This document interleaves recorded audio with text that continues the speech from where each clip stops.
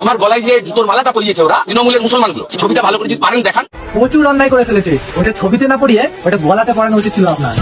अभी बता दे भाई, अभी बता दे। খুব খুশি, খুব আনন্দ হচ্ছে, কিন্তু তোর এই খুশির রহস্য আমি জানি। বললে তো মন খারাপ হয়ে যাবে, কিন্তু কিছু করার নেই, বলতে তো হবেই। তো প্রথম খুশি হচ্ছে তুই একটা মুসলমান, দ্বিতীয় খুশি হচ্ছে যে গলায় মালাটা পড়াচ্ছে সে একটা মুসলমান, আর তৃতীয় সব থেকে বড় খুশি যেটা যার গলায় মালাটা পড়ানো হচ্ছে সে একটা হিন্দু। যদি তোর এটাই মেন কারণ না হয়, তাহলে এই মালাটা যদি কেউ হুমায়ুন কবির গলায় পরিয়ে দেয় তখন তুই খুশি হবি? একদম হবি না।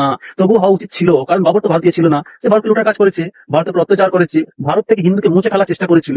সেই বাবরের মসজিদ বানাচ্ছে হুমায়ুন কবির হিন্দু মুসলিমের দাঙ্গা বাড়ানোর জন্য। চল এটা ভুলে যা।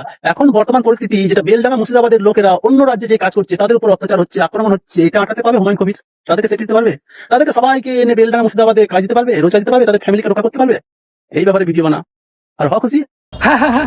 আরে গরুর বাচ্চা বলে কি? আরে শোন, শুধু আমি মুসলিম নয়, আমি গর্বিত, আমি গরু খাওয়া মুসলিম। আর তোদের মুসলিমদের উপর এত রাগ কেন?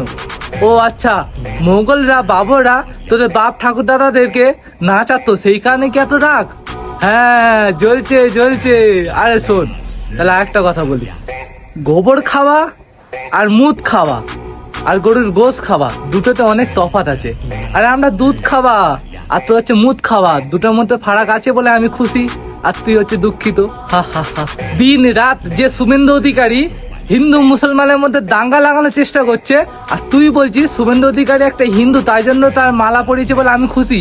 আরে নয়, সে হিন্দু মুসলমানের মধ্যে দিন রাত দাঙ্গা লাগানোর চেষ্টা করছে, সেই কারণে আমি এই ভিডিওটা বানিয়েছিলাম। আর একটা কথা শুনে নে, ওই মুদ খাওয়া আর গোবর খাওয়া, তার মাথায় ওই গোবরই থাকবে। আমরা দুধ খাওয়া আর গোশ খাওয়া, তাই জন্য আমার মাথায় বুদ্ধি আছে, আমি বুদ্ধিতে দেখতে পারি কোনটা ঠিক কোনটা খারাপ। আর মাথায় তো কোনো জ্ঞান নেই, সেই কারণে এরকম ভাবে কথা বলছিস। আর শোন, তুই যে বললি হুমায়ুন কবিরকে পড়ানোর দরকার ছিল, কেন হুমায়ুন কবিরকে পড়াবে? হুমায়ুন কবির কি করেছে? এই যে ইন্ডিয়াতে তোদের বিজেপি রাজ চলছে, সেখানে এসে এই যে হিন্দু মুসলমানের দাঙ্গা কারা লাগাচ্ছে? তোদের শুভেন্দু অধিকারীরা লাগাচ্ছে। আর একটা কথা শুনে নে, বেলডাঙ্গা মুসলিমরা অন্য রাজ্যে গিয়ে যে মার খাচ্ছে, অত্যাচারিত হচ্ছে, এইগুলো কথা বলছিস, এইগুলো দেখার দায়িত্ব রাজ্য সরকারের। সে এখনো সবে পার্টি খুলেছে, সে এখনো কোনো জায়গায় দায়িত্বশীল হয়নি, ঠিক আছে? সে সবে পার্টি খুলেছে, সে দায়িত্বশীল হয়নি। এইগুলো দেখার দায়িত্ব সম্পূর্ণভাবে রাজ্য সরকারের।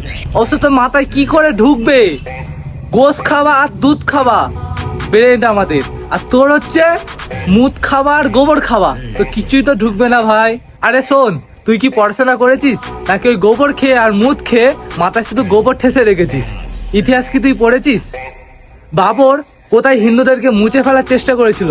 আরে শোন, বাবর সব থেকে ভুল কোথায় করেছে জানিস?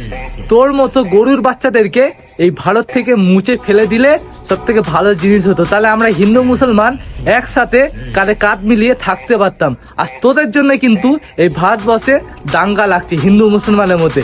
এমনকি তোদের কিছু দেখা গেল যে এই যে কালকে 25শে ডিসেম্বর গেল, খ্রিস্টানদেরকে পর্যন্ত তাদের এই 25শে ডিসেম্বর পালন করতে দিল না, তাদেরকে যে প্যান্ডেলগুলো করেছিল ভাঙচুর করা হয়েছে। তাহলে শোন, গাদ্দার, জঙ্গলি আর সন্ত্রাসবাদী কারা? তোদের মতো কিছু মানুষ।